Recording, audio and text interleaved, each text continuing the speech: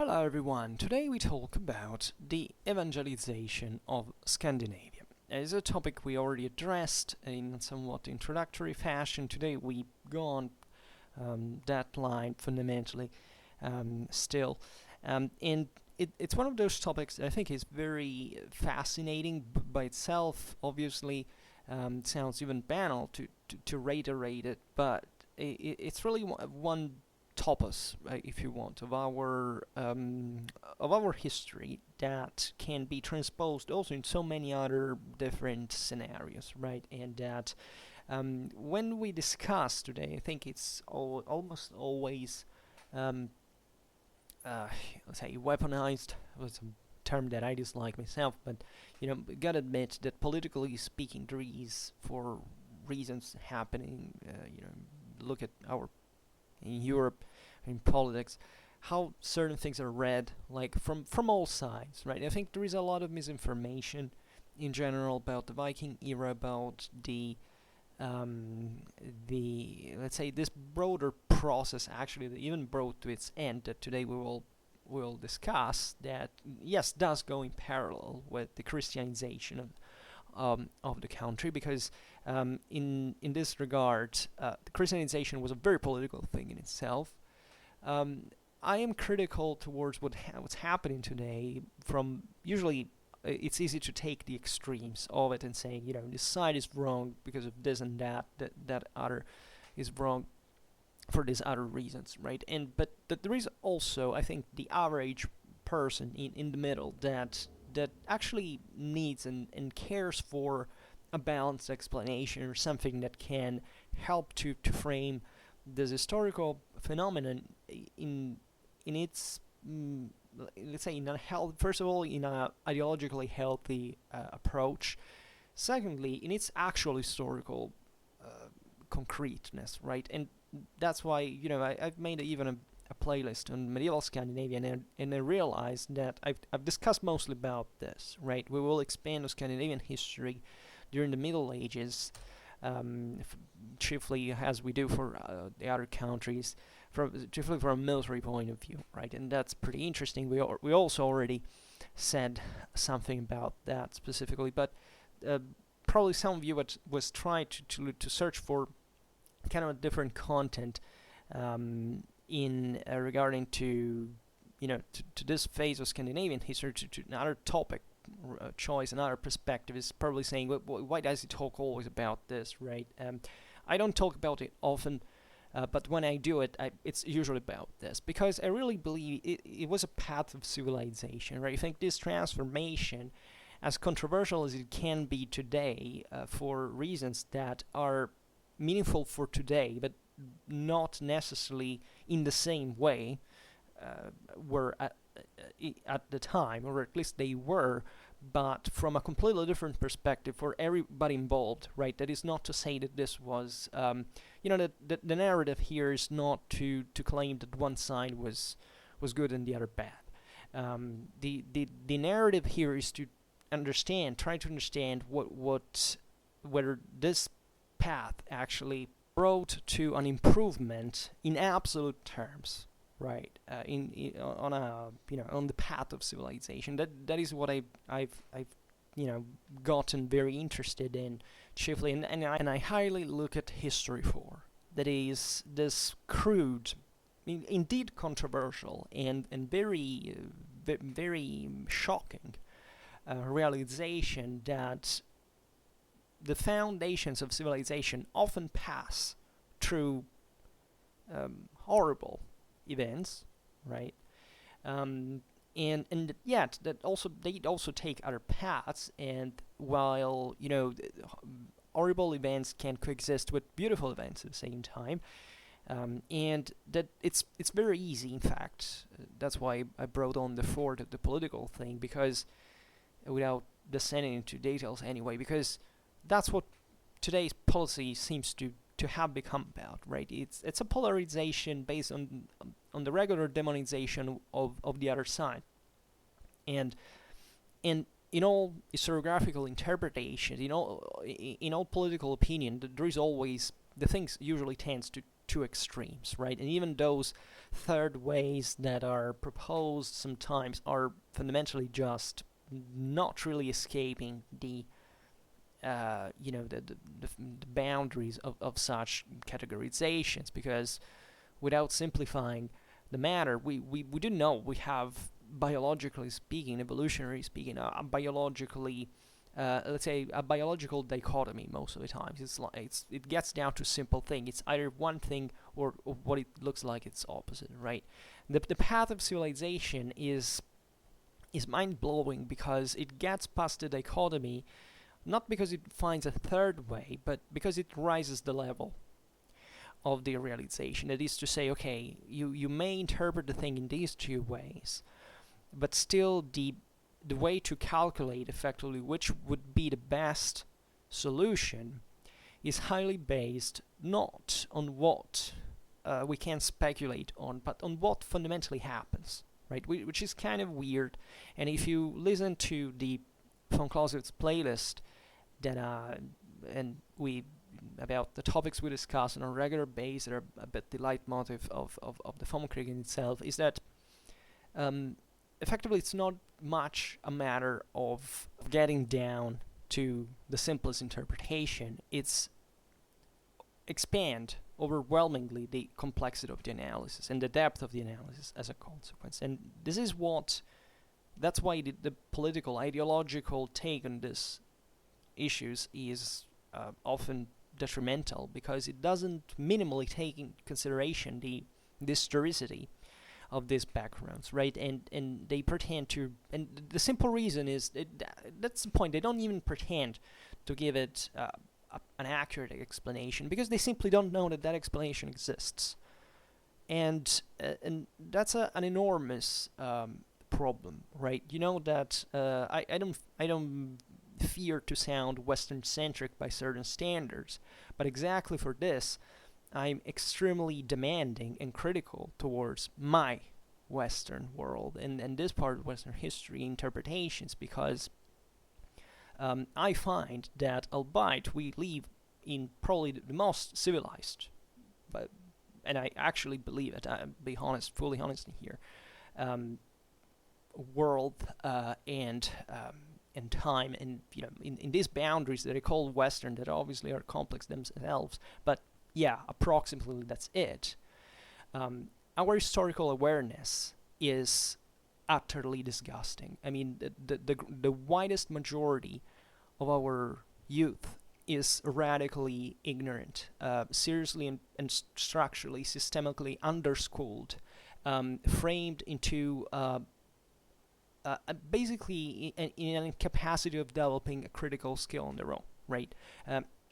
And the point of critical skill is not knowing a bunch of stuff and sticking to it for the rest of your life, like leftists and outrighters do by definition, because they're radically, intellectually inferior, and you can perceive that there is no substance to the awareness of these people. That they're inconsistent, right? And that's also interesting, because we're talking about stages of intellectual and intellective infancy that last basically a lifetime, right? That's also why I don't have basically any respect for any kind of category, if not maybe children, because children are still kind of, you can understand why they make mistakes, why they don't understand other things, but towards adults, I don't care who you are by the slightest, but if you say something very stupid, you should be treated consequently in the way you deserve. And the way I get passionate about this is because I care about history, and I realize that we all have problems in assessing what this is, right? By definition, you can't address a historical period thinking that you know it, right? You get it. That it's always way more complicated, and even if you get to highest levels of education, it's always be an enormous challenge, right? And I can't tell you better. You look at professors, PhDs, whatever. I know them, and I see what's like, right? They're definitely on average the most competent people out there, but it's not that they're absolutely competent. That there is a level of understanding that exceeds and goes beyond qualitatively, because the problem is this whole stuff is so dubious in itself, right? Even their interpretation, that very often, and that's especially when you have a few evidence in history, things get more easily ideological, right? Because it's you learn less in absolute terms if you don't have another background, further background on kind of more complex systems. You can't even invent that what you're reading here has a completely different direction from the one it's told. And this is, I repeat it, the Viking era, for a reason that has still to get well acquainted with, is being basically, and I repeat it, weaponized by all the possible directions, right? And the result is most of the times that the person who wants to know more about it, the average person that doesn't have time for studying and reading and, intensively and systematically, says, okay, I give up. I will remain with my ideas of what this loosely is, and I will maybe repeat one of these guys that kind of sounds like, there's a logic, it makes sense. It doesn't matter that it's flawed and that it's not based on evidence. And but whatever, I don't care, right? Many other people believe it, so it must be the point. I don't know whether this is kind of a needed or necessary introduction to a topic like this that is otherwise, pretty plain after all. Like, I personally have developed an opinion on how this stuff went, and yes, you can see it in different ways. You can stress more than else how much conflictual this thing was, and we can easily see it was, but how much especially at a popular level, it changed the world to these people. It would be interesting also to deepen, as we'll probably do, a bit the analysis to certain particular fields. I made a video specifically about, I remember its title, but it's in this Viking era playlist or medieval Scandinavia, in both of them possibly, that looked at this fundamental pagan and Christian hybrid that actually took place most of the time, the overwhelming majority of the time, spontaneously in Scandinavia, an area that fundamentally was not, you can't say you look like Saxony. One day someone invaded it, right, and imposed a rule, right, and even in that you would see first of all, why that someone invaded it, and why those others exist in a certain sense. And even in there, it's not easy to trace saying, okay, that those were the terrible guys who came to impose something different to this pure and free and tender society that never touched anyone, right? These are not realistic, not by the slightest, historical assessments, which has nothing to do with commending the violence, right? Morally speaking, you can judge history morally, but you should always get to the point when you realize that, first of all, you can't generalize on a certain group of people. Secondly, in either side. Secondly, though, these violences were committed on a regular basis in many other contexts, not only by both of the sides, also against each other on a regular basis. I mean, within themselves also on a regular basis, but also in a world that was largely, functioning like that by default, right?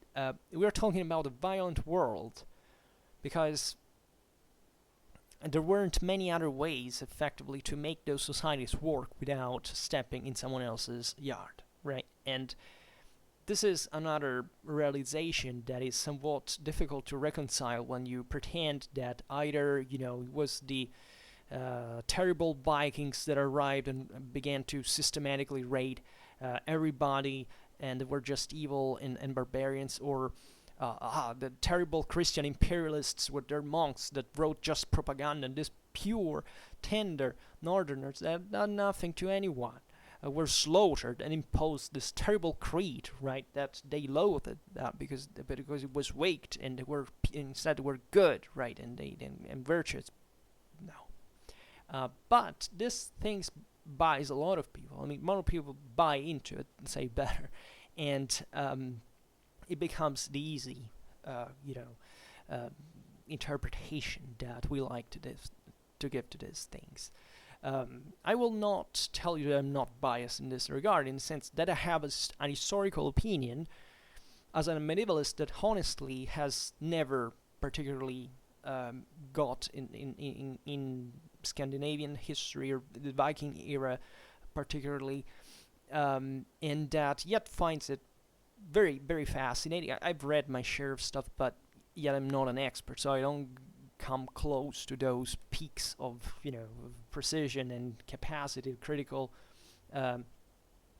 judgment, etc. But I'm biased in the sense that I looking at this world, it reminds me of many other contexts that happen all over, right? And that also the fact that this one specifically is so popular, right? Especially in certain parts of Western culture, but in Western culture broadly meant, is by itself, even in there, an ideological problem, right? We have decided to make to project on the Vikings and on the Scandinavians of the time a certain models, certain patterns of interpretation from our specific, historical individual opinions of our times, like conditions of our time. This thing happened all the time, literally all over the world. Like the thing of the civilized, broadly expanded and civilly developed empire with a solid military, with an orthodoxy that expands over tribes that were unstable and unruly and more warlike at an individual level, at a tribal level, and that eventually lost because that's the norm, right? Historically speaking, civilization passes through empires crushing tribes, right? That's you can interpret it in many ways. Like, you don't have to be a tribe. Even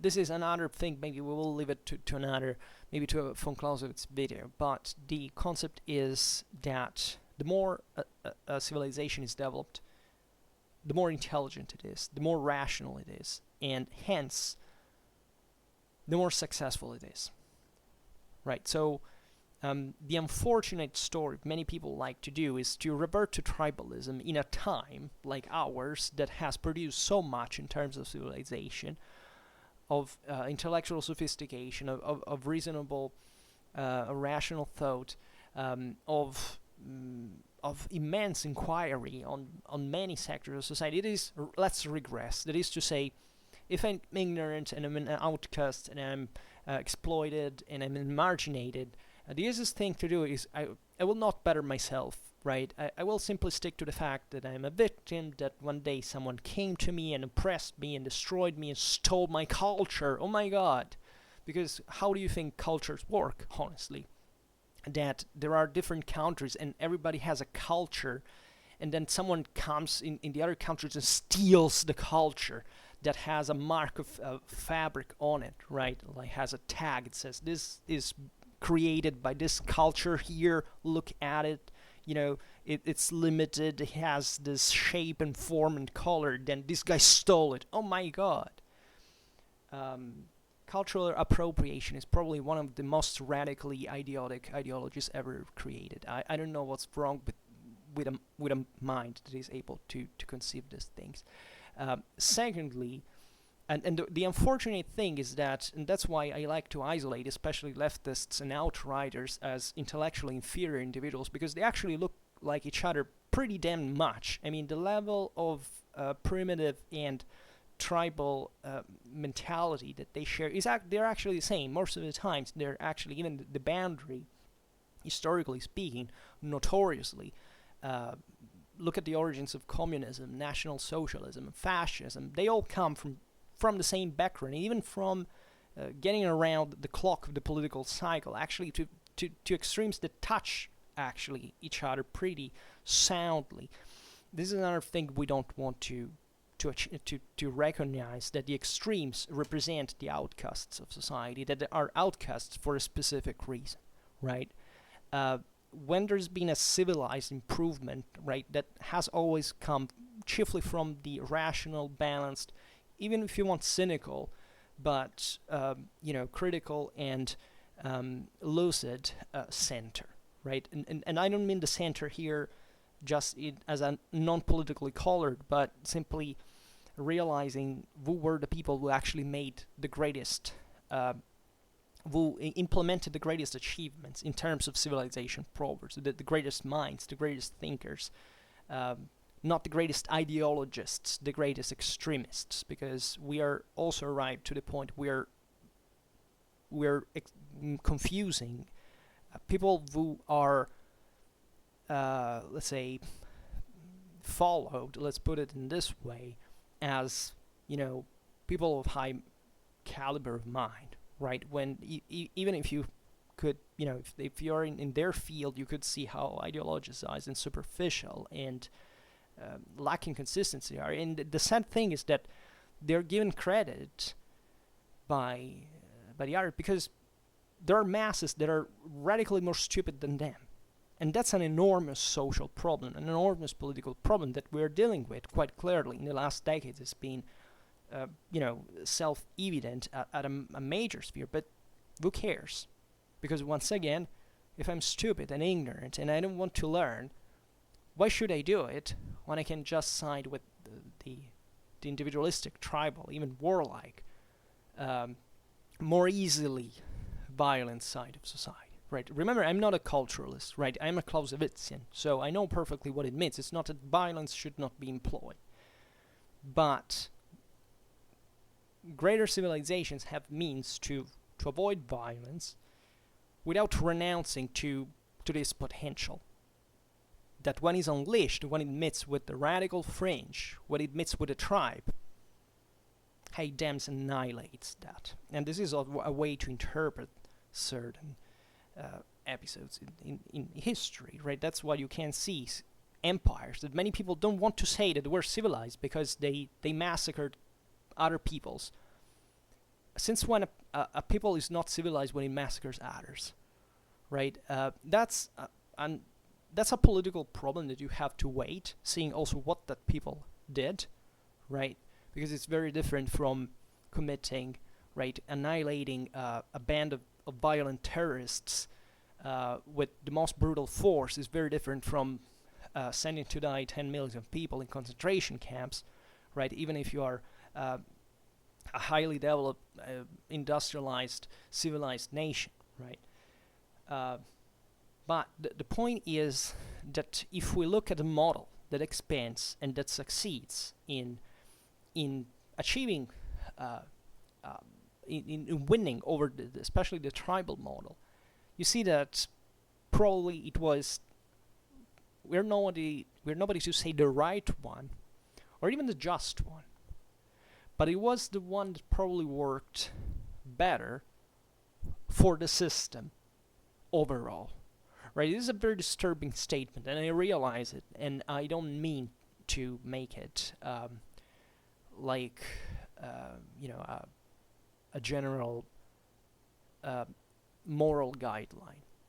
But if you look, for example, at the Christianization of Scandinavia, you see that it was actually a much less violent, destructive, and oppressive event, and that's why I like this topic so much, right? Because the Saxons were really razed to the ground, and even in there partially. Scandinavia didn't live like that. This process took centuries, and it was largely fueled by the same local Scandinavian elites, let's say better. This is the matter of the elite. The elite is more advanced. The elite is more intelligent. The elite is more capable, right? The elite objectively knows what is best. that's another statement that brought into today's perspective with populism and things. There is a political caste. There are just these intellectuals. That has nothing to do with the elite, as we mean it. We socially recognize it, right? That's a wrong perception. The elite is very often a silent one. Right, is the one that owns power and uses it, but that can also take other paths from the very top, right, and that can sustain the very top, right? Think about the great revolutions of the 18th and the 19th century. Who did rebel? Like, do you think the people was full of democratic ideals? Do you think that American rebels were imbued with Enlightenment cultures that made them take arms against the British? It was mostly the elite, the upper middle classes there that led the thing. Those other people knew nothing about. They just didn't want to pay taxes. The same goes with the French. You think that the French Revolution was guided by the people? The French Revolution was a bourgeois revolution. The people was notoriously primitive, brutal. It could achieve a lot in terms of when its moral forces were channeled, but by someone else, right? And when we look at Scandinavia, especially in this context, you realize that also the elites are fairly modest. I mean, there is a dramatically low social certification. That's not exactly a bonus. That's not particular advantage, right? Because the process will take a lot of time to take off, right? And it will see a lot of back and forth, a lot of setbacks at the same time. But at the end, that model won, and there were no exceptions in this regard, right? The Christian imperial models, right, were exported and everywhere. Like, I stress Christianity and imperiality in this regard because the model was centered around that concept, right? The idea that it has to be a universal public authority that is recognized by the communities, that essentially is here backed by a certain type of moral system, a religion, and also uses its iron fist. They bear the sword, and they dispense peace, first of all, because that's the first thing. You can't have a healthy society, civilization progress, if society is not pacified, right? Public order is possibly the single most important aspect, right? People like, even here too, that the authority is so evil and fascist and uses violence and whatever. This is usually the talk of those people who wouldn't like to have public order so that they can do their quite illicit stuff. And what were the Vikings after all, right? These guys were pirates and traders, and let's be honest about this. The first characterization is substantially that one, right? I acknowledge that the thing might have been more political, and we know this, that it was actually also in part religious. I think historiography is not very open to say this, but the Viking raids, like 80% were definitely about loot, right? The overwhelming factor in motivating these people was simply sacking and raping and enslaving and trading, that like most tribal people do, like actually has all tribal peoples do in all the history of mankind. I mean, that's the only thing you can do in that context. There is not much of a difference. That's why I was talking about the fact that there is a better option than that when things get available, right? So also the myth that this were fundamentally two parallel civilizations. This is typical of those who have to reinforce the idea that behind the Celts was such a civilization that the terrible Romans obscured with by destroying Celtic culture was so more advanced than them, or the Vikings were just, the good society that now we have re-achieved, like where everybody was equal and women were free. This wasn't true by the slightest at all, right? And these are other lies that are fed. I don't know, but have you ever studied Germanic law during medieval times? I mean, do you realize how asymptotically wrong such a statement like that women were freer, for example, than in Christian society actually is? What's the evidence what that we get from the most Germanic and the least Romanized juridical systems about that world? But lots of people keep believing it because, once again, it's a narrative, right? And it's based on flattening everything, that is taking away all the historical evidence because, hey, we have to just create this dichotomy of the good and the bad, and if there is a good one, it is usually the victim. It's that has to be more powerfully rehabilitated because the history of civilization has showed you pretty damned well that the other side, even if they had crashed their freedom, objectively has accomplished a big deal more for our further development, that you have to overemphasize. These people were somewhat a parallel, an option, right? It eventually was not chosen because evil prevailed, right? And all the sick, twisted Christians damned them, right? That stole from civilization its most modern achievements that eventually took now 1,000 years in the destruction of Christianity to re-achieve, right? Because now we're so happier. So these are just I'm kidding and jerking around now, but that's roughly what you hear. Like, I must confess that there is an enormous deal of, every time you approach a content that I usually don't watch other stuff, but sometimes I say, okay, I give this a shot, like saying, I already see that there is something wrong in here, that there is a clickbait, that people want to get things more controversial, so that maybe eventually the viewers can be a bit more, heartened by the fact that it wasn't that bad after all. And at the end of the tunnel, you realize that there is always, even if concealed, the usual dichotomy. And the worst thing about this is that you can't conceal that dichotomy, right? And the more you try to do it, the more ridiculous it sounds. But anyhow, and I'm saying all these things, I would like to stress this fact that I've made a lot of videos on especially Germanic populations during migration era. You know how much I actually hear about these people, how much I like them. I wrote a thesis even on them. I presume, I like to think they're my ancestors. I like to think that they are, they were cool in a way, right? They're at least interesting, culturally speaking, but extremely fascinating. They had an enormous poetic sensitivity. They lived that world much more intensely the way we do.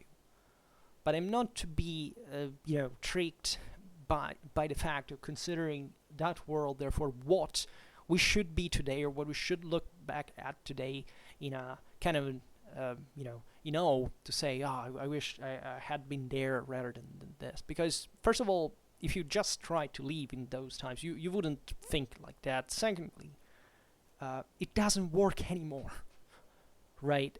In order to replicate that, you should basically cancel 1,000 years of civilization, literally. I mean, science, the rationalist, scientific revolution, the Enlightenment, but also the what came later, right? I love Romanticism as much as the Enlightenment, right? And the point is exactly this, is that you should be able to take the best out of a world that, if you look in historical perspective, let's be honest about it, it's an immense, insane bath of blood. I mean, if you study history, there is no way to study history by avoiding this fact, right? Even if you study the history of fashion, you have to acknowledge that those were pretty damn brutal, violent, oppressive, disruptive worlds by at largest, right? And that they were unjust, they were terrible, right? They were sad, they were miserable, right? And if you don't get in that with that perspective, you don't get why we got to the point we are now, which you will say, oh well, but it's the same today. Actually, well, actually it is not. Like, even if you look at the most, some of the poorest areas of the world, in the last years there's been a massive, astonishing improvement in life quality, hygienic conditions, education. I mean, we're really making it, right? If you put this thing in this relativistic terms, you are an ignorant. Like, you have problems, and you are, for this reason, the most likely to fall into that dichotomy, because that's the simplest. I mean, that's the most difficult thing you can achieve, mentally speaking, to realize. But okay, I don't want to sound worse than, or you probably already hate me by now, but I must say this thing because I also like to tell the story and like simply listing the names and the things and getting a bit of a perspective. But if you don't frame it in these terms, where's the fun? Let's be honest about it. Repeating the same thing will not make people consider these, repeating the same thing devoid of this dramatic realizations. You will not shake people, will not wake up their conscience, right? And that's why we should talk about this.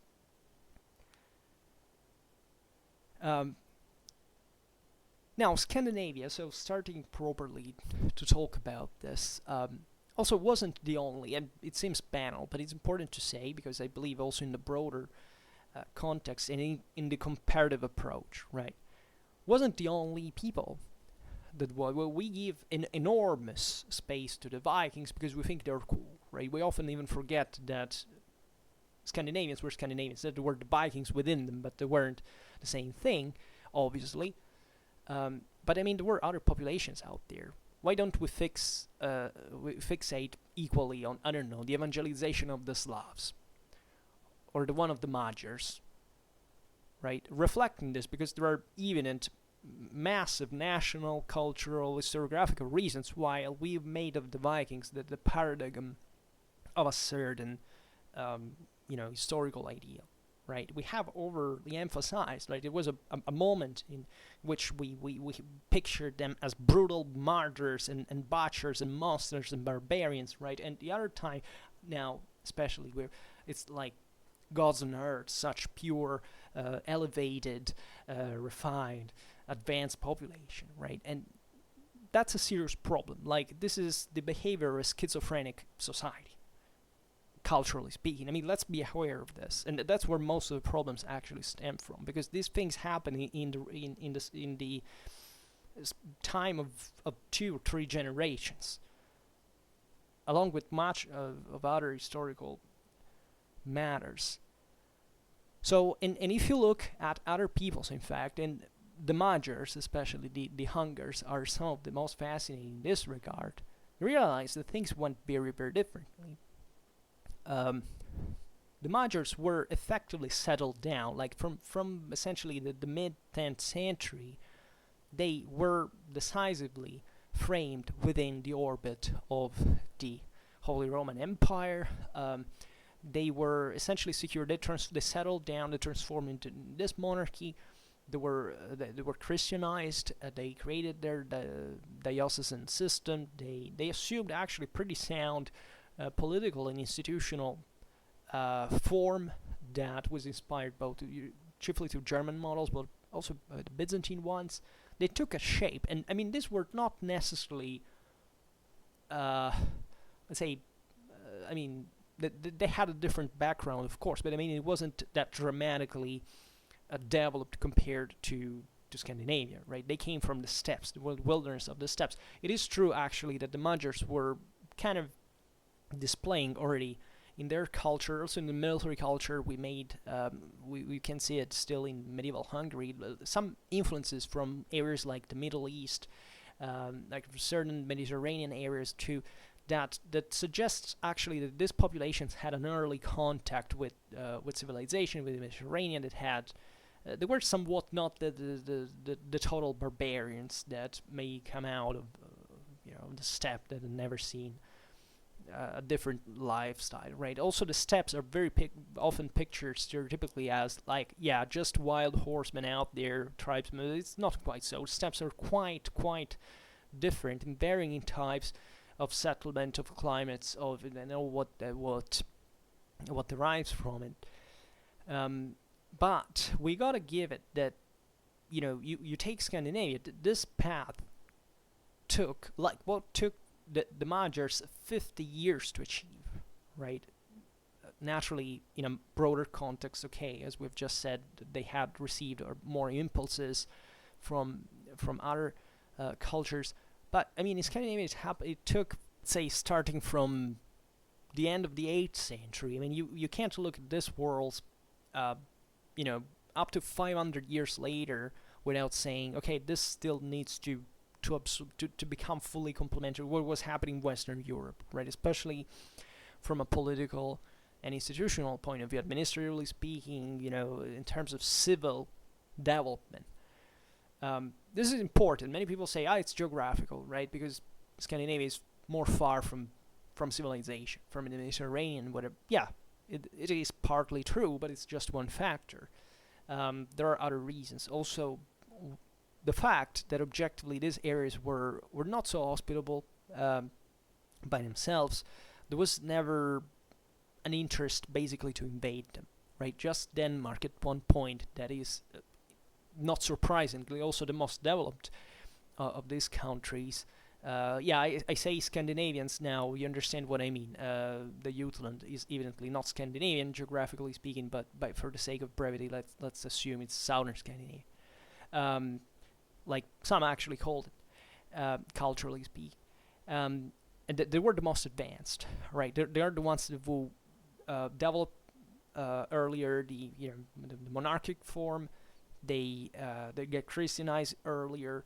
They have a better territorial control, and they also were more powerful. I mean, they created effectively an empire, a maritime empire stretched from Denmark to Norway, parts of Britain, and even beyond. So this is fascinating because it makes you also realize this great stripe of up north and towards Eastern Europe that remained for many centuries very out of the games. Like, look at places like Finland or Russia. I mean, I know that probably if you come from those countries, you say, what the hell, why are you going so heavy on this? Well, but let's be honest about it, that civilization followed even a kind of geographical direction, right? That certain cultures were developing in certain areas, and they emanated culture and improvement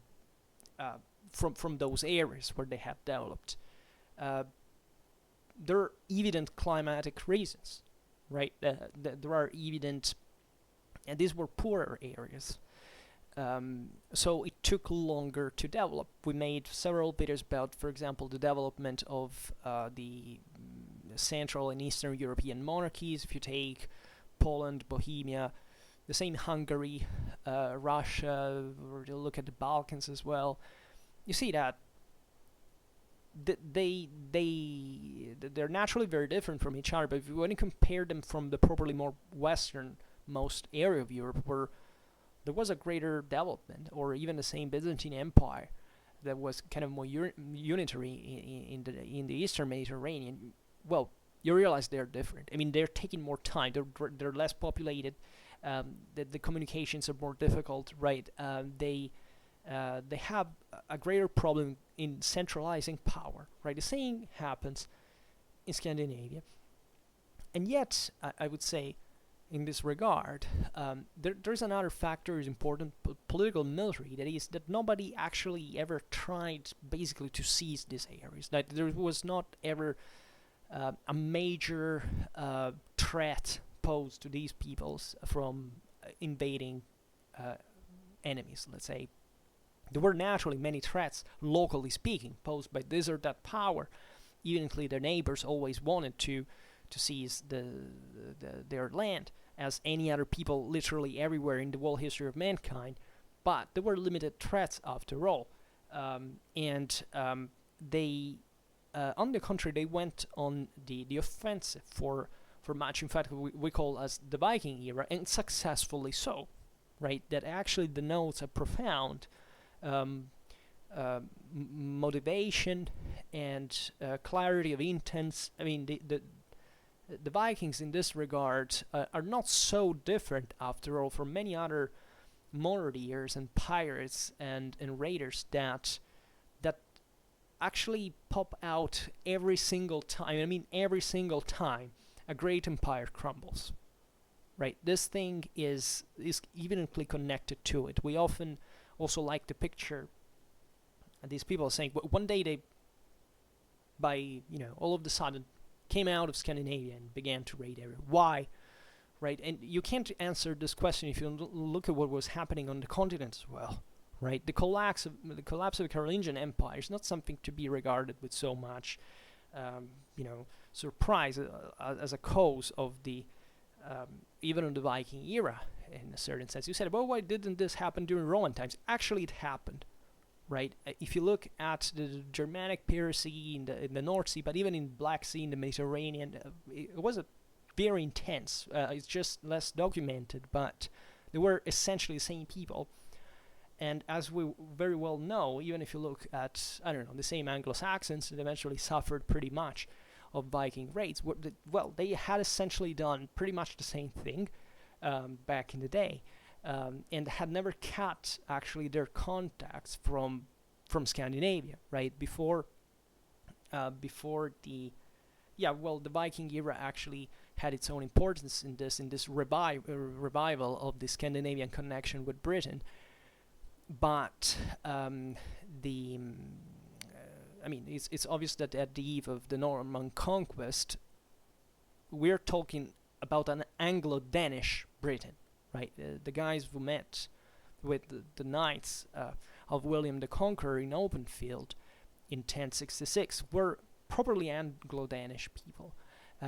And this is also another thing that's been kind of forgotten. Like, had the Anglo-Saxons won at Hastings, which technically they had done, right, if they hadn't pursued Norman cavalry downhill, at least from what we can understand from very scarce sources of the battle, they would have remained soundly tied, I presume, to this broader northern world, whereas actually the Anglo-Normans were incorporated into a markedly Frankish system now, in that is also to consider, which also had influenced the same development of political military developments of Anglo-Saxon England in previous centuries, because literally you have the largest power of Europe a few tens of kilometers across the channel, right? So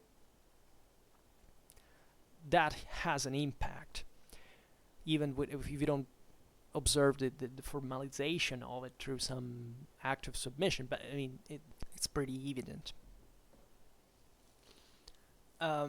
So the other big scenario that we have forgotten is the one of Russia, right?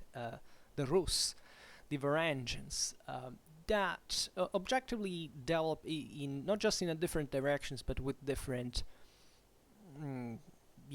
modes in this enormous area of Eastern Europe, of the great rivers and lakes of Russia that connect Scandinavia with the Black Sea and the Mediterranean, and that also achieved probably more in perspective, albeit we tend now historiographically to attribute the rise of the Kievan Rus as a whole definitely to the intervention of these Scandinavian mercenaries in the local affairs, but it was mostly politically and socially a Slavic thing, right? There is no doubt about the Germanic impact on those areas as well, but it's really less than we have thought before.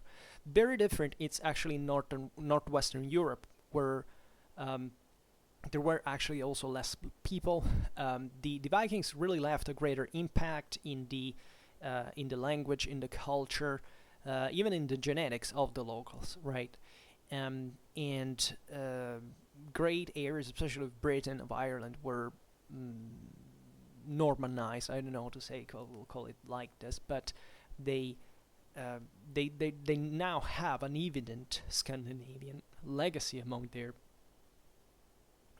local legacies. And what's local anyway? And we can say, in fact, that there was also definitely a positive aspect of the Viking invasions proper, and that's the same thing I was saying before, just on a different scale for what concerns empires. I mean, Vikings were definitely more developed, for example, than the Gaels of Ireland, right? They arrived as imperialists, right? And the Irish were kind of like the local tribes, and they brought an improvement. Like, it was a bloody affair. They ravaged and slaughtered and massacred and enslaved and deported. Yes, but they also founded some of what are still some of the most important Irish cities today. From their entrenched camps, they inserted the same Ireland in this larger commercial economical circuit. They made actually a non-reversible change in that regard. I mean, they brought an improvement. Even if you look, we have always this eye on the military affair, but the Gaelic warfare was considerably improved and developed by the Viking, by the threat in itself, and then also by the hybrid that normally happens when you find with someone and you start imitating and becoming even part of, right? The same goes for certain areas of Scotland. Scotland was actually more developed surely than Ireland, and however there were isles of Scandinavians definitely that as we well know, especially in the western part of Scotland, northwestern part of Scotland, that kind of survived. Also in particular military cultures that where think about the great axe, like the double-handed so-called Danish axe, that remain somewhat typical of the local. Think about the Gaelo-Glike, for example. And we see this positive impact in Ireland, in England largely. Think about the Danelaw and all the east of today's, the east of England. In northern France, right, with the settlement of Rollo on the lower Seine Valley, granted by the Western Frankish kings, and which had definitive cultural impact on Normandy that still bears kind of characteristic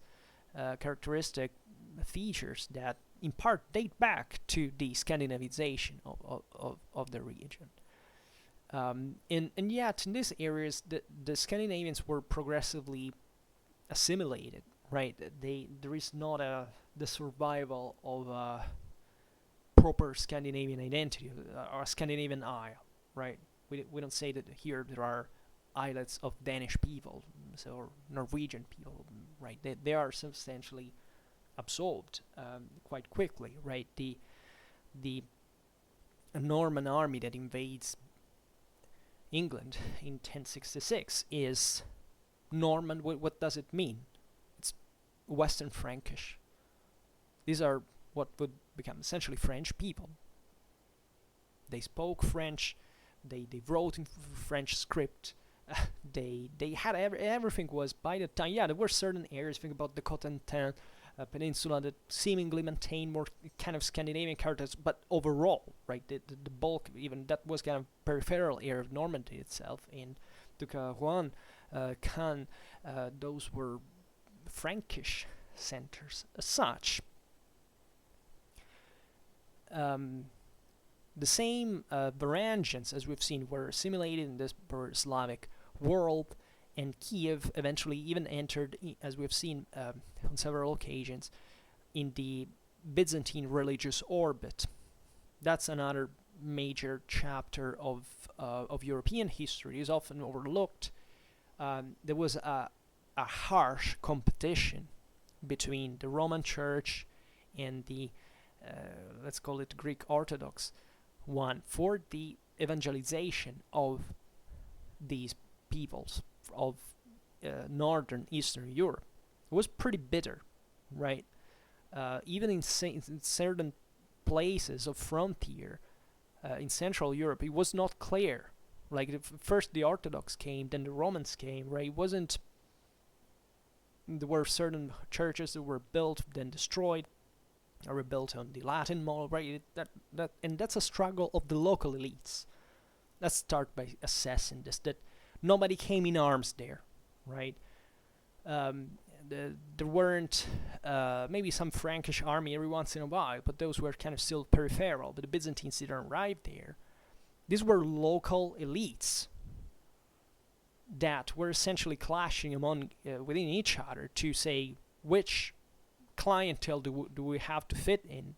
Like I want to the one thing in which I invested, and said no, we should do it in the one I invested, and that's where conflict is created. And they were pretty damn brutal. And in all this, there was also the average freeman who said, but I don't want you to get more powerful because you're backed by Rome or Constantinople. Shut up. Sword on his head, right? And that's another conflict that did exist, and sometimes it was pretty brutal and violent. Look at the Stellinger Revolt in Germany, right? It was a pretty dramatic, serious thing in which Germanic freemen allied themselves with slaves, right? For a Germanic freeman, the slave was basically not a human being, and yet these people ally against the aristocracy because they realized that it would have gone, that it would have been over for them had the vassalitic beneficiary model that the Franks had imported had taken over. Eventually they lost, or maybe they gained something in the end because Germany maintained some Eastern Frankish kingdom maintained some kind of imperfect feudalism up to the 12th century, second half of the 12th century. And getting to the point of Scandinavia, well, the missions of evangelizations had a very difficult life, right? This finds its own parallels roughly in the ones sent in the Slavic territory comprehended between the Elbe and the Oder rivers. Now the problem, so what was managing this? Well, effectively they were the Carolingians, right? The Carolingians now were sending in this missions as they had on their own life. The same Carolingian Empire, especially in the eastern part, had been barely Christianized by that point. The Carolingians themselves weren't, the Franks themselves weren't any particularly bright example of Christianity. They had to use Italian, Irish, English missionaries to get a bit on the right path. That regard, actually Charlemagne and Louis the Pious especially were very interested and cared a lot about the education of their own clergy. That's when finally there was an effective reform of the church that had a dramatic impact in the whole history of Western civilization. It was effectively the only thing that worked and that survived in the in the Carolingian Empire, among a few other things, actually, at least intentionally. And in fact, it's exactly by initiative of the Emperor Louis the Pious and of his bishops that, with the backing of the Church of Rome, had created this first episcopal seats at the northeastern borders of the empire, right? First of all, the episcopal seat of Hamburg, supposedly founded on for the sake of Christianizing the surrounding populations on the estuary of the Elbe River, and by conferring to it also the metropolitic title, right? Albeit this diocese didn't quite have suffragan bishops, right? It was kind of literally the first one had been created, but it was given immediately this metropolitic status because it had to become this great center from which the Christianization of the local populations would have spread from. Now, you know what the suffragan bishops are. They are, the suffragan dioceses are those that are internal to an archdiocese, that is the major ecclesiastical province that at the time actually was more normal to be called as metropolis proper, like it was done since the Roman times. And the metropolite was at the same time the bishop of the central diocese and the most important ecclesiastical authority over basically the other dioceses of the metropolitic province. Alright, so it was an important center of coordination, and there's a very thing that is not banal, should never be for granted, that these areas had not known urbanization, while the Roman Catholic model ecclesiastical administration was based on the cities proper. Alright, so it was fairly easy to spread Christianity in Western Europe because the Roman Empire was an empire of cities. If you look at Italy, France, Spain, even a great part of Britain, this system actually survived in some ways, more or less. In the north, not excessively much, but still having a form of it. In Ireland, for example, it was even Christianized before, at least, or better, let's say an ecclesiastical administration spread before than Anglo-Saxon England, for example. In there were no cities because the Romans hadn't occupied the area, and therefore that was a model based on the monasteries. That's how eventually Anglo-Saxon England was firstly. The Anglo-Saxon Church was firstly organized, and eventually the Romans came, and the Roman Catholics from Rome came, and they reshaped the thing according to the Roman model. But we're talking here about a world in Central and Northern Europe, west of the Alps, that never known, actually west of the Weser, of the Scheldt, that had never seen urbanization. So what the Carolingians do here is they first build cities, right? And it's not an enormous deal. Like, these centers are, barely more than what also the Vikings were actually creating on their own, where they're entrenched camps. But they were meant to stay and to effectively become some of the very largest centers. I mean, take Hamburg today, is one of the most developed European cities in the same spot. But it was not so easy because Hamburg was destroyed by the Viking raids at the first time, right? And this happened, by the way, after modest success that the Carolingians had initially met in Denmark and even in Sweden. That is actually the country that was Christianized the latest at this point. And this was a big deal because evidently it was difficult to settle in this land. The local populations weren't that thrilled at the idea of getting ruled by foreigners, first of all. Secondly, to be Christianized. But especially there were these other ruddy peoples out there that saw the foundation of these new centers also as a pole of attraction for loot, for their expeditions. And the destruction of Hamburg in this regard at the hands of the Vikings is very important because it was a major ideological blow to the Carolingian Empire. It also wasn't faring pretty well on its own, right? It showed this loss of strength, of prestige, right? A metropolitic seat is razed to the ground by the heathens. What the hell, right? And I think the Carolingians considered that the Carolingians, in this sense, were basically obsessed with their own imperial legitimacy on a strictly military base, right? Since they didn't have basically much else in terms of civil development, of a centralized structure of administration. They had founded, and rightfully so, actually, by the largest, moral shared values of the time, their power on their military capacity. I mean, these guys had really managed to control, like, from northeastern Spain to the Elbe River, from Bretagne to central Italy, right? This is an enormous deal, and nobody had done that since Roman times. And now the things start crumbling, and the Vikings arrive and strike Hamburg, and this looks like God has abandoned us. Which God? Because this is the whole deal of the Viking era, is that we shouldn't think at like these Carolingian ruled populations as fully Christian. Also, especially, we shouldn't consider the Scandinavian society as fully pagan, because that would be another gross mistake. There were actually pagans in the Carolingian Empire and Christians in Scandinavia already at this time, easily.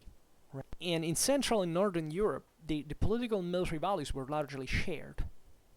Right? Even Christianity had, since long, even the Mediterranean world, accepted the fact that there had to be a secular authority that had to defend in arms and shed blood, right, in order to defend Christian society.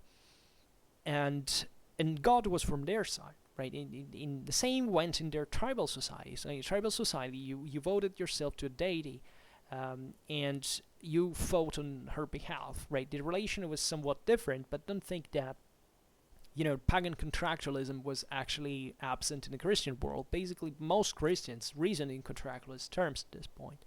It was normal. This is still to be found much later. They think that the average medieval knight, who was a fervent Christian, actually understood theology properly, and they prayed God because they were convinced that that would do in order to win a battle, right? So the whole deal is not just, okay, they have destroyed a symbol of Christianity, right? That's and now I get angry and I want to crush those bastards. That's what a modern mind thinks.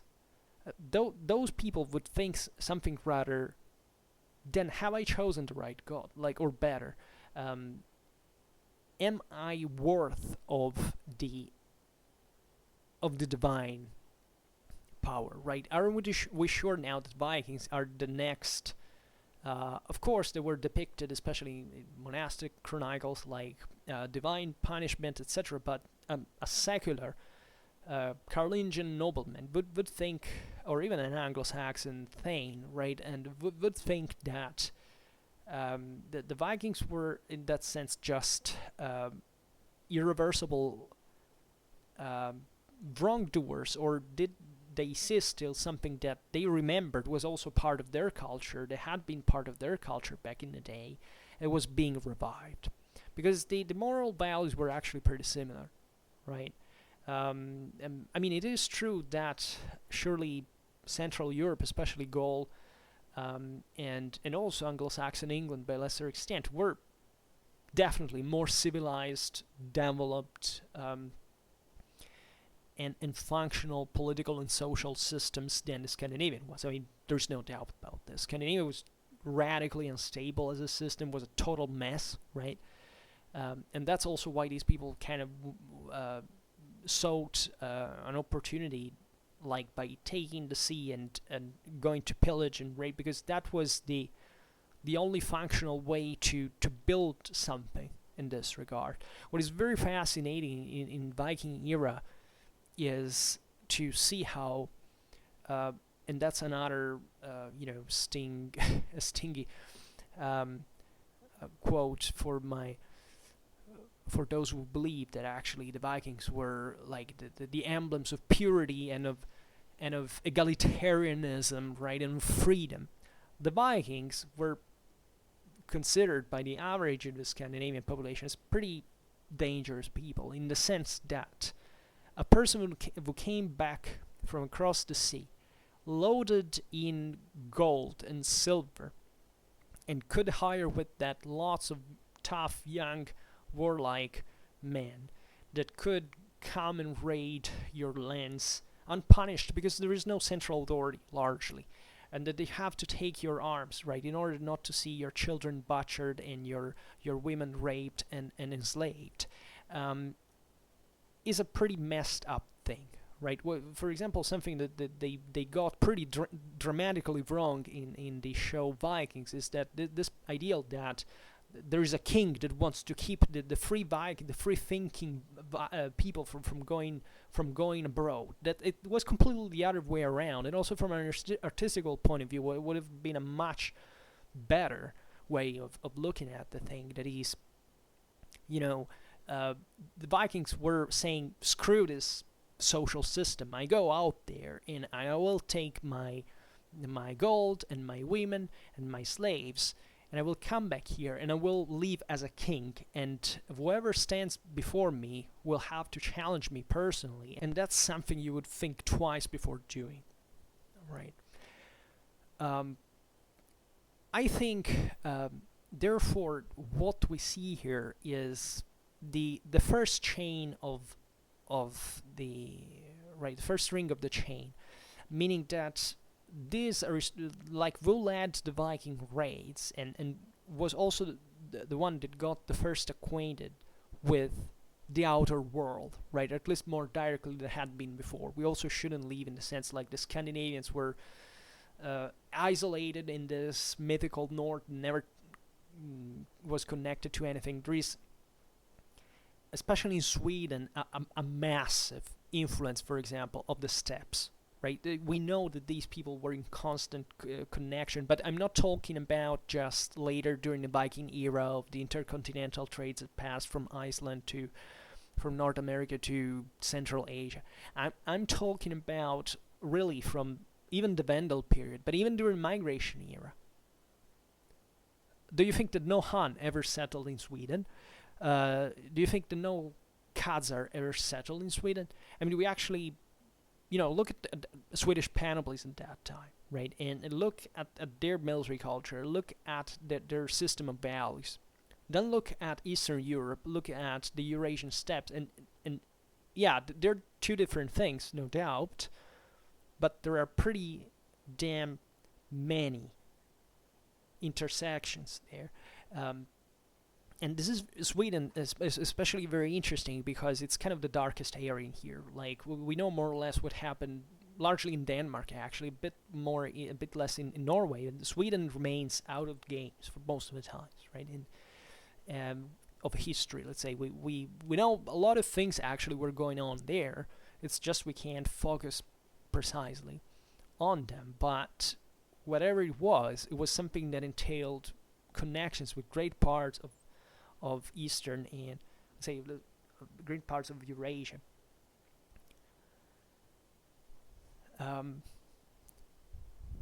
So, as we've said, Hamburg had been destroyed. This brought the empire basically to the unification to the westernmost diocese of Bremen on the Weser River.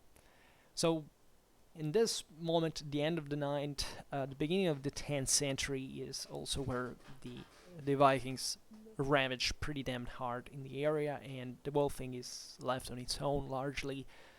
The empire is crumbling, royal power in Central Europe is shrinking dramatically, and definitely the north of Germany is not the best place to start building some, kind of a stable government.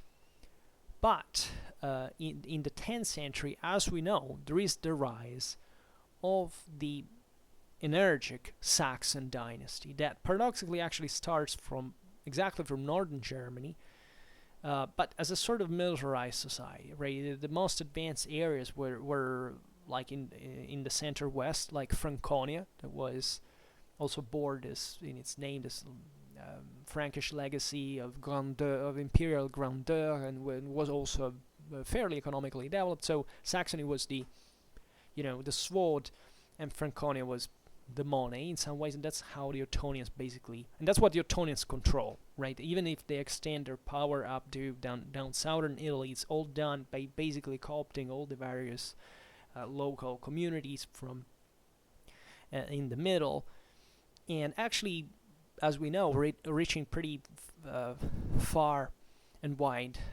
connections, but never managing to centralize. But it was actually a very military committed dynasty, as we know, and especially on the northern and the eastern frontier against the Vikings and the Slavs.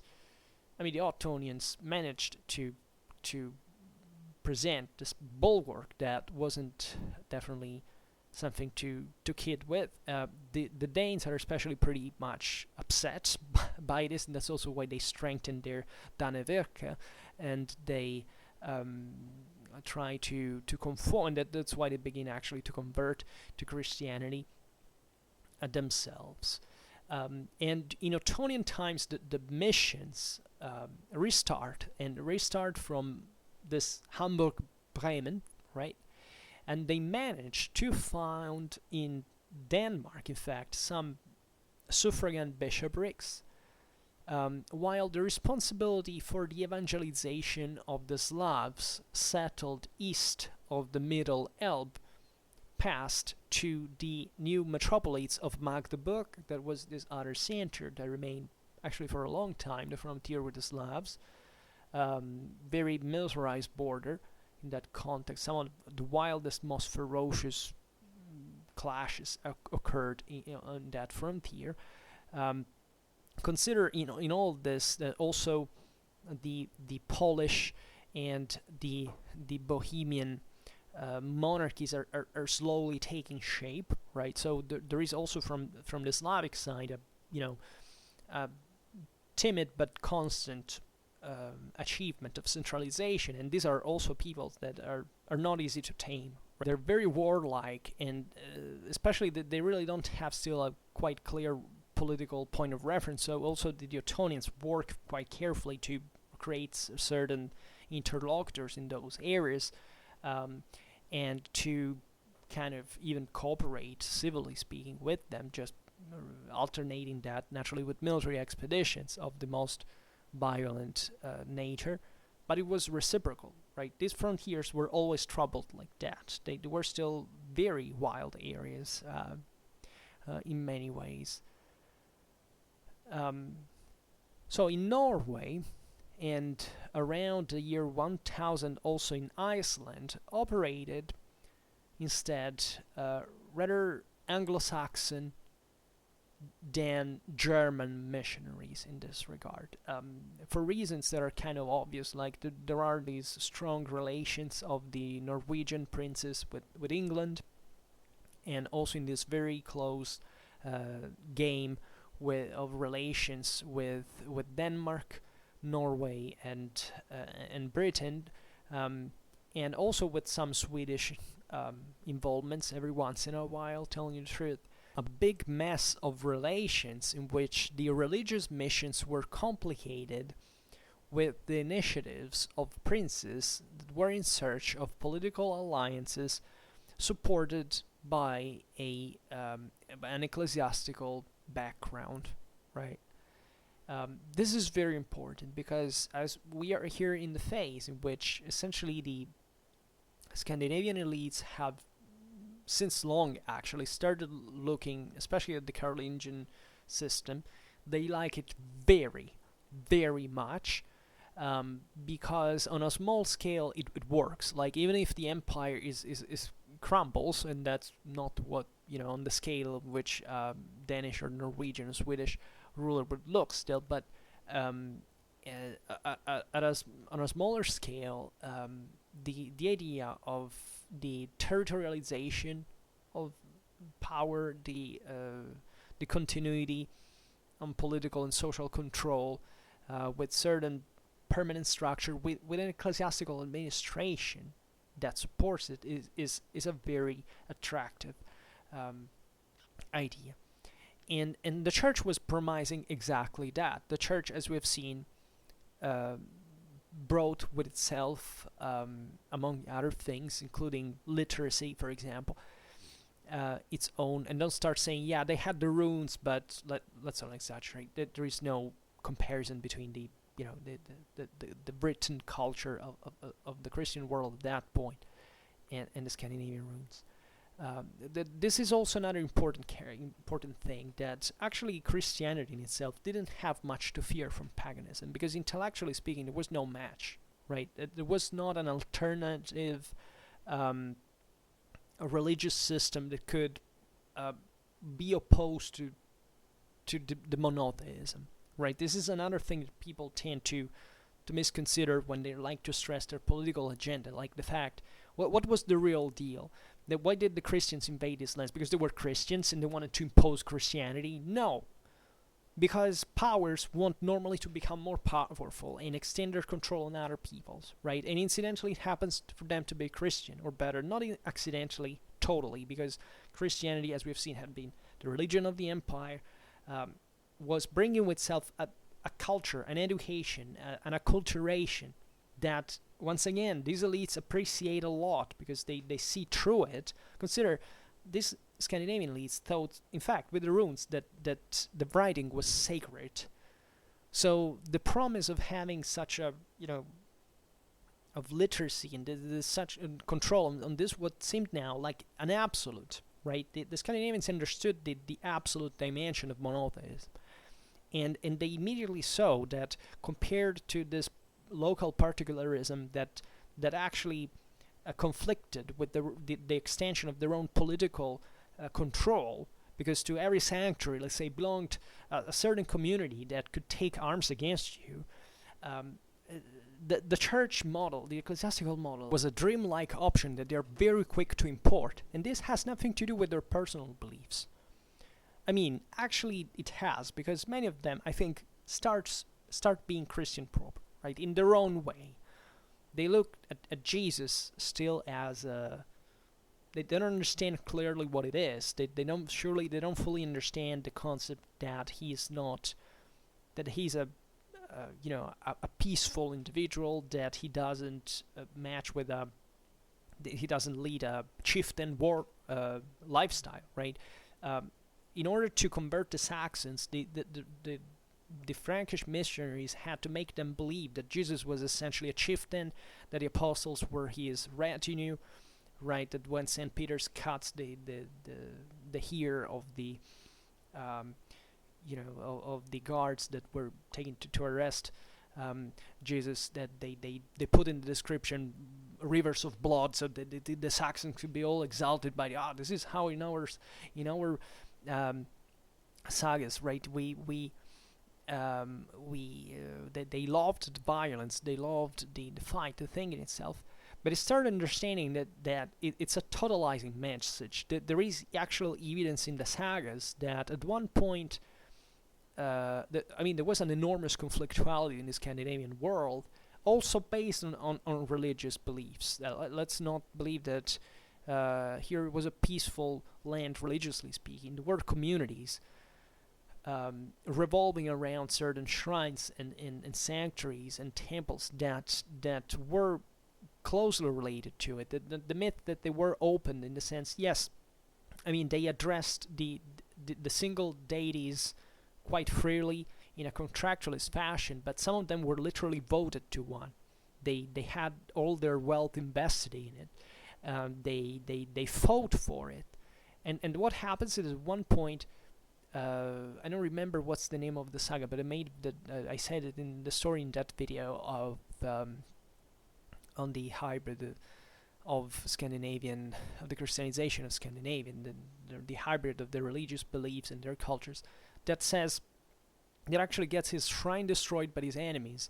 He gets, in this sense, failed by the deity that he had patronized, that had supported, right? And he says, you know what?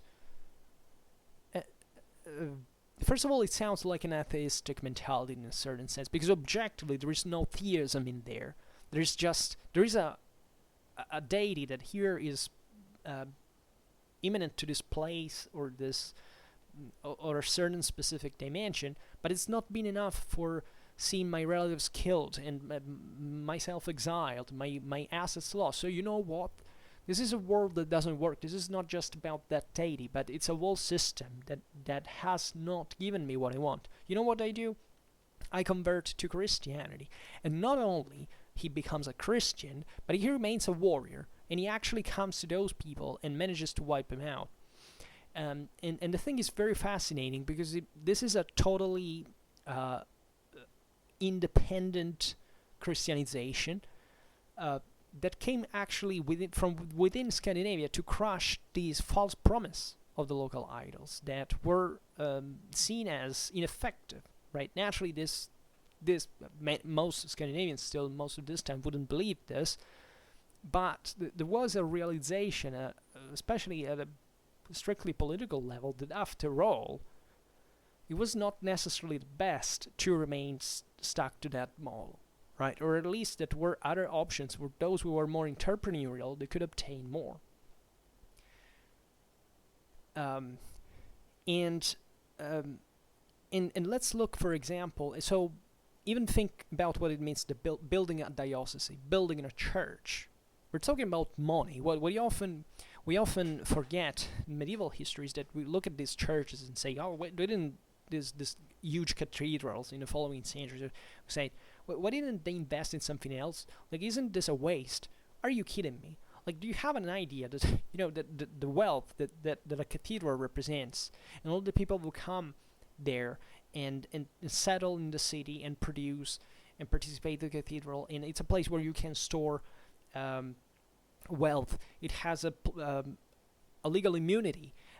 It's an enormous investment to build a church, right? It can be one of the best investments ever. Like, the nobility at this point, normally in Europe, builds churches. Like, there was the monasteries. I mean, that's probably one of the best and soundest investments from a financial point of view it could mean.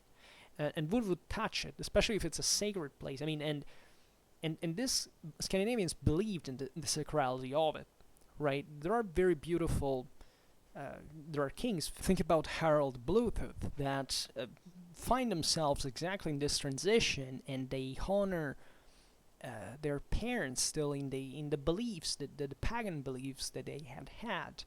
But also he brings their tombs in a church, and he, it's very difficult, it's impossible actually, to try to imagine what the feelings and the attitudes and the mentality toward this was. But for a pagan mindset, there is actually nothing strange in integrating something else. Like, and the problem, and these are rulers on their own regard. That is to say, yes, they have priests that are always kind of pushing for them to be kind of slightly more acceptable in Christian terms, because even if Christian, they didn't understand much about Christianity itself, and they also didn't quite live in a Christian way, but would it, by the way, let's be honest. I mean, there was at least a level of, there was objectively a moral system who was much more warlike and individualistic and aggressive-minded in that regard, that was necessary for developing even those same powers at that time. But objectively, these were masters in their own land, so nobody was telling them, like, okay, they introduced Christianity. What was there to challenge them? Just the nobility that embraced traditional paganism, not because also they would have not liked to do what the king was doing. They were actually pretty jealous. They would have done exactly the same. But paganism was used just like a flag and saying, okay, we stick now to these principles because that's the political choice we have made now to survive as nobility, to gain our space, right? And what happens in Scandinavia? Is there someone who wins according to that pattern? No. In a few centuries, all these lands will become kingdoms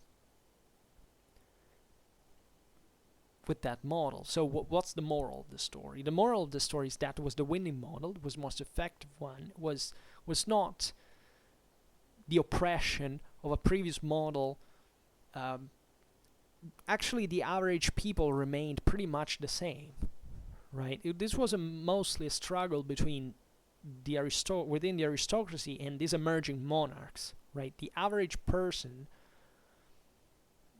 really did, like, we have no evidence that, I mean, we know that idols were destroyed, that there was a replacement with Christian symbols and so on, but I mean, lots of even in other areas of Europe that were of more ancient Christianization, right, continuing the beliefs, the agrarian cycles, the various deities, the various tales, the various beliefs, the various rites.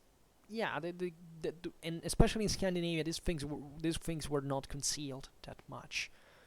It was mostly about being sure as a king that the nobles wouldn't try to recover paganism by stressing ideologically those allegedly egalitarian, was still oligarchic actually,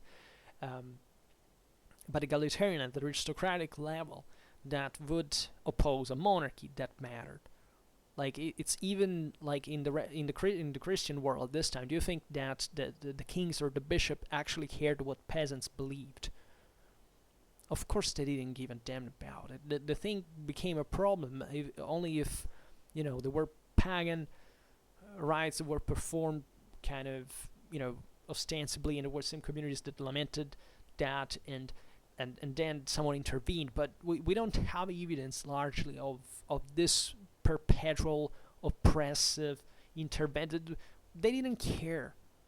A peasant would keep living as a peasant. They didn't give a damn actually. They were trying to survive, and they were living exactly in the same way.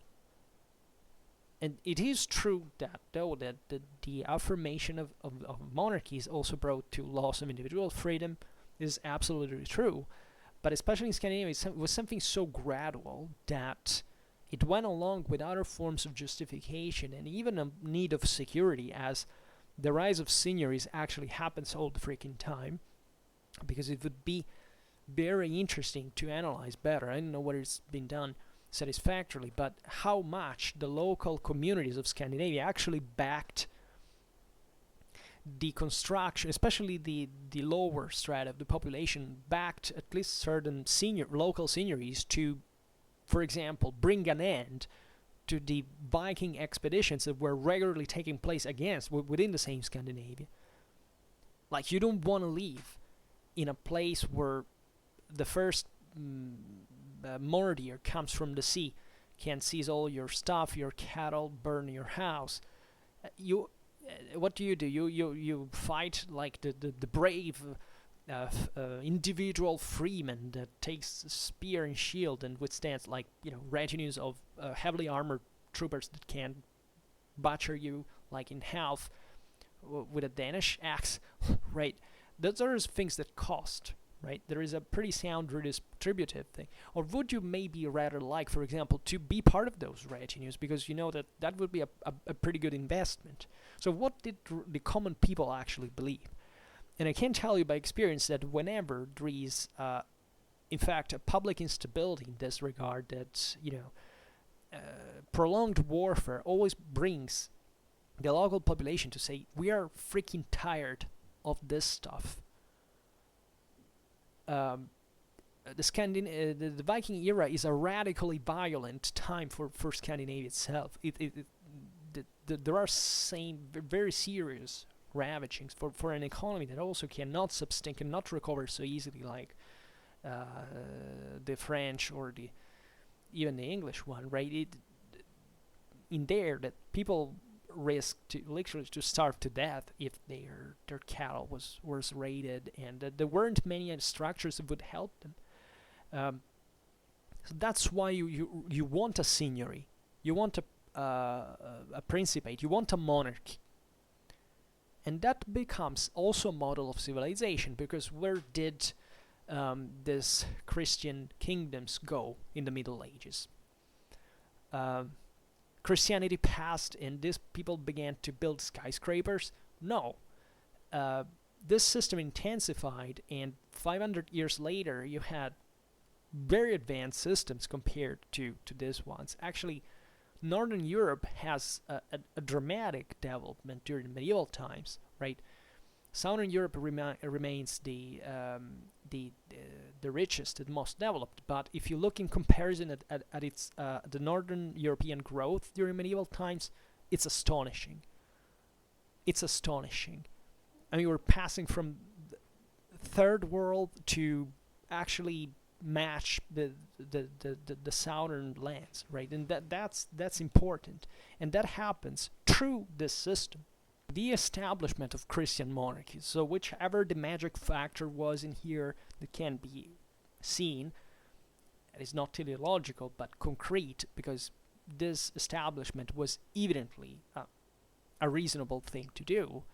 Well, the situation improved dramatically for these people. right? And there are I know there are those people who say, oh well, but a Swedish 7th century peasant was better off, right, than later in the 14th century, where there were lords who were squeezing him. Well, yeah, because you think that living in like an average freeman in 7th century Sweden was actually like an easy stuff, right? That you would live peacefully and happily and satisfied, right? How likely is that? Like, considering the development that objectively a country like that had during the low Middle Ages.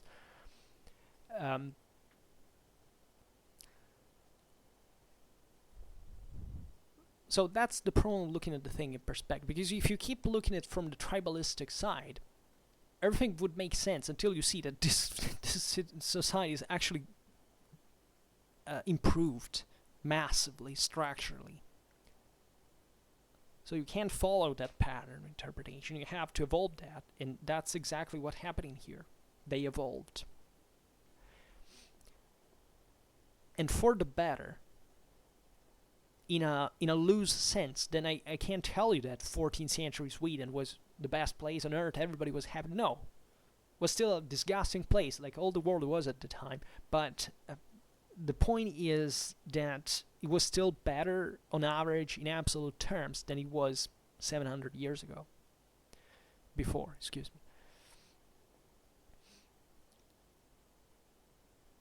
me. And the brightest example of the monarchic achievement during the Viking era is definitely the one of Knut the Great, right?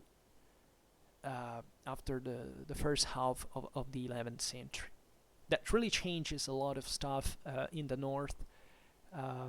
It's where a lot of key figures also of the very late Viking era emerge from loosely, and Denmark becomes a model for the rest of the north.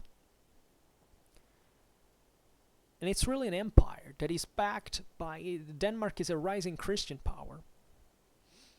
And it's... Even in here, what was the actual spiritual allegiance of these people? We don't really know. But he definitely supported the church, because he saw that as an investment, and a pretty sound one.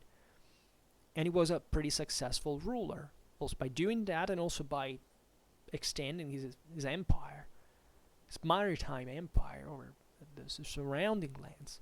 Yes, it was not something that eventually survived and it had a legacy proper, but definitely Denmark benefited from this, and it was a way to see it together as a way of gathering resources. As we were saying before, this was just what the scale increases, right? Just a single ship that goes raiding some lost monastery on the fringes of Britain, right?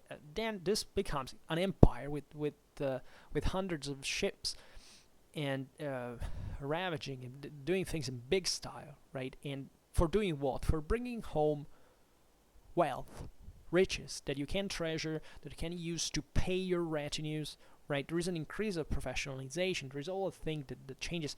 I made a video about, for example, the Ledang. Under this time, how it evolved, how even the different relation, in fact, with the freeman was. You see that ever less people even want or can go abroad in a military expedition. They don't want. They have to work their land. They think they must think about their houses and their families. Much easier to delegate that power to a higher, to a lord, to a king, and you stay home, and the king has enough money to pay any volunteer who wants to go there and is more determined and committed to the thing, and to bring to your home, after all, more power. And this will secure the countryside, because as long as the monarchic desert and power, there are less, rebellions, and the economy works better. Maybe you can add at the end of your life, if you look at a tiny amount of things of property you had, maybe you see that pile was a bit taller, right? That's the concept. So never underestimate throughout all this, and let's not make the religious factor here even so over representing. This is the religion is just one, very important evidently, but element of the picture, right?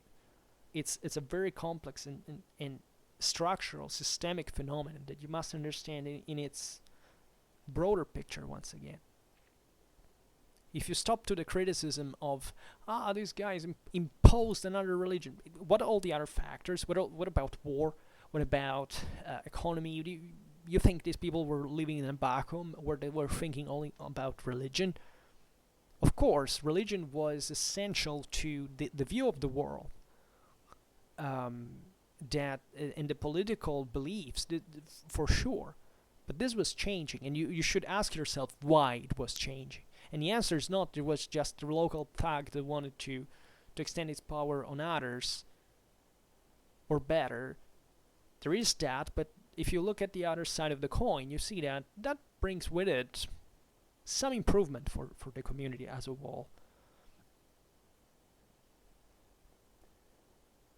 And let's consider that the idea of being a thug who went to raiding and pillaging your neighbors was something that was completely normal for the locals here. So it's not that Christianity brought a more violent or less, ruly model. It was simply saying, okay, if we have to be violent, let's go it for a reason that is a bit, more developed and kind of looks a bit more further, and let's rationalize also how we should manage all of this. Like, look, that the organization of medieval church is an enormous deal here. Think about the international connections in all this stuff, all the interests. I mean, Knut was a person who went to Rome, who had serious commitments, also as King of England, to pacify the region, to stop murderers, to stop thieves, and it was a serious thing. I mean, this is the civilization we were talking about. This is a positive model. It's surely more positive than the scattered and stable tribes that lived there before these monarchies rose. For sure. For sure. And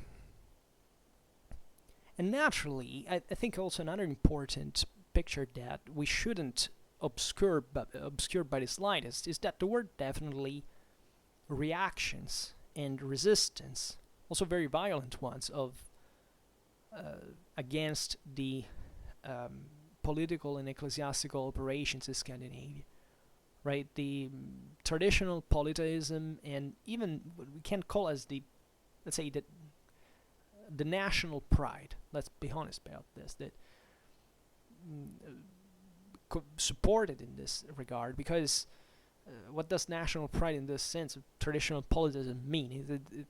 Well, there was a realization, after all, that the polytheism was a local thing. Right? It's not that these people had a national conscience as we mean it, but the idea that they're natio, like in Latin, is the place where you're being born and raised, and you have believed in these things. Your parents have believed. It definitely boosts your sense of pride and identity, and you live through those mindsets, and it's difficult to change it.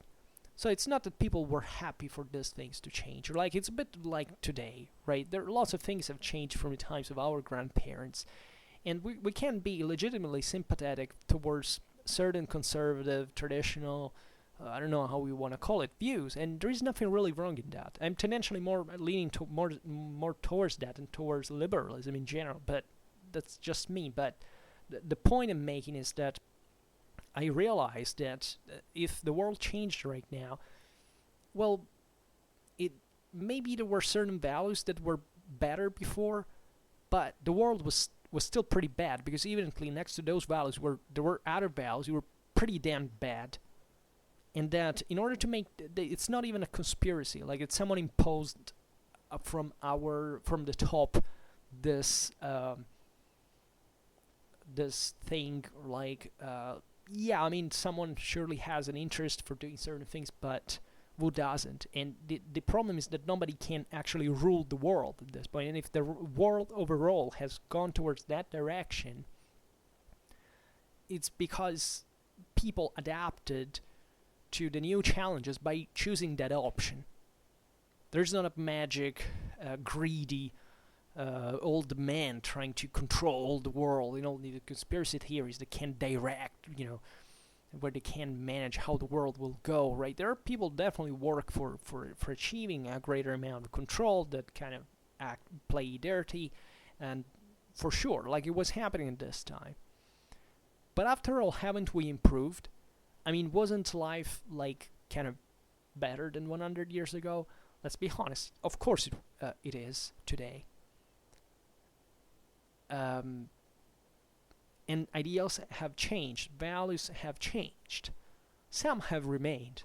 We don't have to change just for the sake of it. It would be pretty stupid to do so, but if certain changes happen, you should, at least try to understand, especially if you care about the whole thing, why it happened. And even in here, there is nothing teleological. It's just something that happens because people make it happen. And among the fiercest resistance, definitely, we mentioned the Swedish one. Right, in Sweden, the missionary penetration was particularly difficult, and it happened especially, surely with accompanied by local reactions throughout all the 11th century. And there is an interesting side in this story, because it seems like Sweden was can say isolated from the rest of this world, but let's say the success of Christian missions in the neighboring countries brought this isle of paganism to say, wait a second, what is happening around us? We don't like it. So there was some sort of coordination in kind of opposing themselves to this thing. As we were saying before, Sweden has a very, very individual thing of seeing they're from another direction. They look more at the east. They don't care so much about the North Sea. They don't care. I mean, they do, but they just for what reflects eventually on Sweden itself. But they're oriented towards another direction, and also they're kind of more isolated geographically on their own. They have other interests, other plans. So that's the country where the thing gets kind of more difficult to achieve. And there are many factors here involved, because you can't even say that this corresponds necessarily to a greater Swedish attachment to pagan values to court.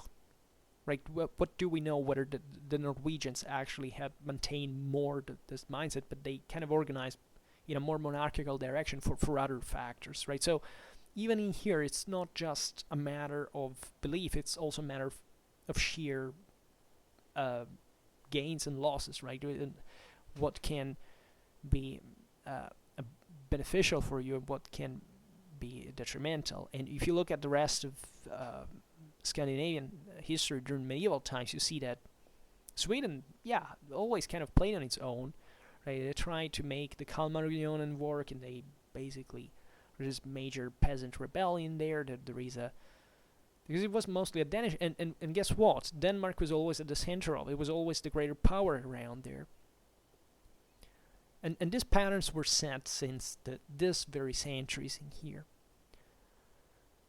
So we can say, temporally speaking, that it's just throughout the 12th century that the Episcopal system could be accomplished all over Scandinavia.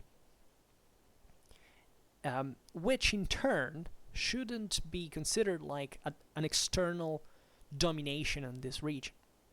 Because actually what happened is that the local rulers freed themselves by the supremacy that was claimed by the Hamburg-Bremen metropolites of Germany, and now instead the Scandinavians were developing hegemonic ambitions held by metropolites that had risen within the same Scandinavian world. And you know what? Also by direct intervention of Rome. This was very important. Like here, it's a surpassing of different levels. During the, as you know, during the 11th and the 12th century, the Roman Papacy achieves the Gregorian reforms, and this is it's called the Papal Monarchy. This idea that basically all Christianity was basically new at the time. Rome had a primacy of honor, was recognized by all the Christian world, but there was still the idea of the equality, the superiority of the council to the individual bishops. The papacy now instead says what Rome says should be obeyed by the whole church. There is the schism with Constantinople, but the Western world effectively sticks to Rome. And what the popes do are very clever. They boost the autonomous pushes of local clergy in order to basically fraction the power of the single metropolits, like the one of Hamburg and Bremen, that was held largely by Germans in this regard, and therefore granting the Scandinavians, say, okay, you're autonomous because I grant you to found other metropolitic seats if you recognize me as a Roman Pope, and the Scandinavians agree. They're very happy from it because the Germans at this point remain burnt, right? They can't interfere now in the Scandinavian affairs. Rome allows the foundation of the Archbishopric of Lund in Scania, so this extreme southern area of today's Sweden that was actually at the time under the Danish king. Then another archbishopric in Norway, and finally also another one in Uppsala for Sweden. Uppsala was also the major, was since a long time had been the major pagan, also the major pagan sanctuary of the area, right? And this superimposition is very important because there's not just an erasing here of the pagan tradition, but a continuity with it. Like the same sacred place remains the same in this regard. And naturally, this ecclesiastical policy also responded the process of consolidation of a royal power for each of the three Scandinavian countries, which is a further demonstration of the function exercised by the ecclesiastical system in the political-territorial structuring of the peoples lived for centuries within instability. Right? This world had never known such a stable time, politically speaking, up to this point, right? Like this one. Yet, and we have hinted at before, Scandinavian itself took a lot of time in order to acculturate itself within the frame of Western Christianity. And this process was so slow that, differently from what happened, as we were saying before, among the Slavs and the Magyars,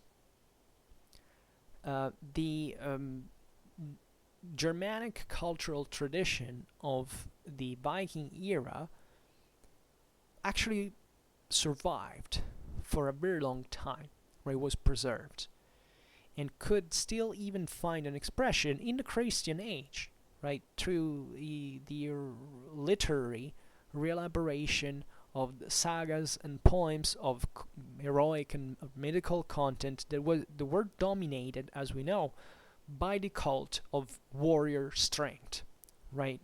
This loyalty, actually, to their own origins, and this vigorous sense of the tragic destiny of the world, right?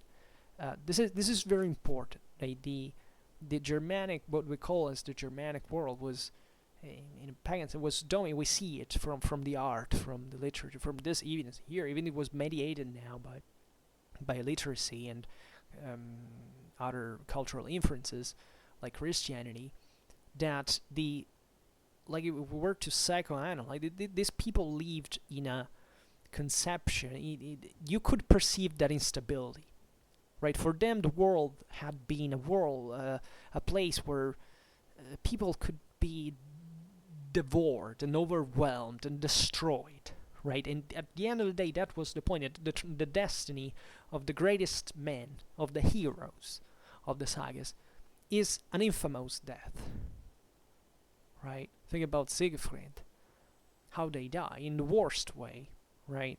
In the most infamous way, because that's how cruel that world is. We see it clearly even from those peoples who settled in the Mediterranean during the migration era. Their art, before it eventually was Romanized and kind of took a more gentle fashion, was see this universal snakes that devoured people, limbs scattered everywhere. It was very heavy. Like, if that was a psychological cross-section of those people, that's devastating, because it really makes you understand where they came from. How was the world they lived in? It was a nightmare. And they believed in that.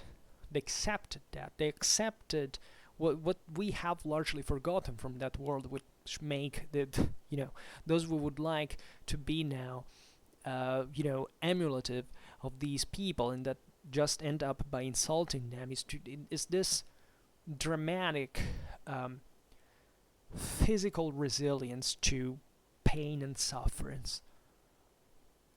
Right, look at these kids that like cut their hair as if they were Vikings and buy axes and stuff and go how weak how soft and how ridiculous they look compared to those people that it doesn't take to be, for not talking about those who think that bodybuilding was an actual Viking thing, right? Have you ever looked at an like at an anthropometric study of those people? Do you know what people have to endure to be effective in that world? They have to be shaped. They don't have to be bodybuilders. It doesn't work like that. There would be a lot of time and energies lost for that world. It was radically different. It was much more brutal and psychologically devastating in a way today we can't even imagine. Right? And if you were to live like these people, you should brutalize yourself at the point of self-annihilation, which is what people from today don't. I mean, let's skip this topic. But this is even not just in Scandinavia. This is true also in Germany, for example. Germany was, was a bit in between this world, like in the one of the Frankish and Roman Christian Mediterranean world, and you find similar Germanic themes in the German cultural area, what we call it, like such the Eastern Frankish kingdom at the time, and this thing can be extended eastwards towards the Slavs and this warlike ideals that remained for a very, very long time. But it was brutal in a way you can't really frame, I presume, right? And that's also the reason why the system changed. Because as soon as you find an escape route from it that works, you're not so silly to stick to it, like many people wish it could be possible to do, just because they ignore this world and they truly insult it with their misunderstanding. It's not by exaltating or idolizing these people that you're a better person, nor you render a good service to their memory. Because if they had looked how you live and behave and speak,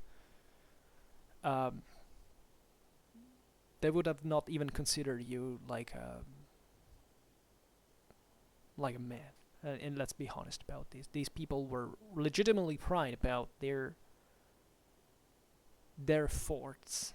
And also the way they spoke very few, as far as I understand. We know it from several hints, even comparative anthropology, the fact that these people measured quite carefully their tongue.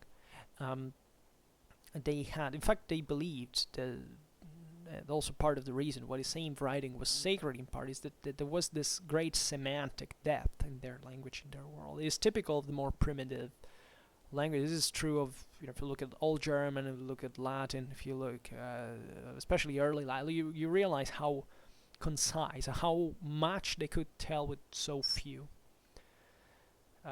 which I even am not capable of, making hours long videos every day, but hopefully touching some meaningful point every once in a while. Alright, so for today I would stop it here.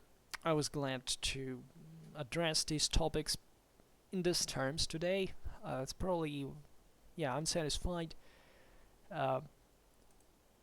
And for now, stop it here. Just hope that you enjoyed this video. If you did, please share it. Otherwise, leave a like or subscribe to my channel if you're interested in my upcoming contents. And for now, I thank you heartily for listening to me. I wish you a nice time and see you next time.